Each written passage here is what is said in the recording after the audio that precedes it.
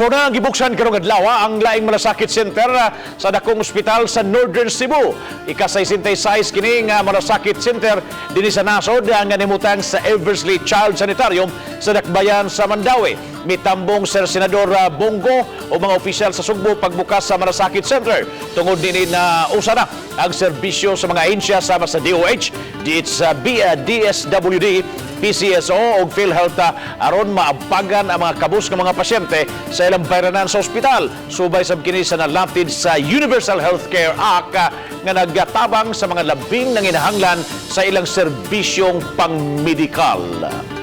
Compliment man guni siya with the achievement of the Universal Healthcare kay ang mga patients nana sila maduulan og dali-dali ba kay usually kung may mga assistance man good before adto pa sila sa syudad. Magbuok na itong DOH Hospital sa Region 7, nag-establish og malasakit center. Ang official launching lang karon lang ni nahitabo tungod kay ang kuan pod ang mga requisitos nga ipangayo. Hindi na sila kailangan lumabas pa ng hospital po. Nasa loob na ng hospital. Nandun na po yung 4 na ahensya ng gobyerno para tumulong po sa kanila. Ang target po nito ay zero balance po ang malasakit centers.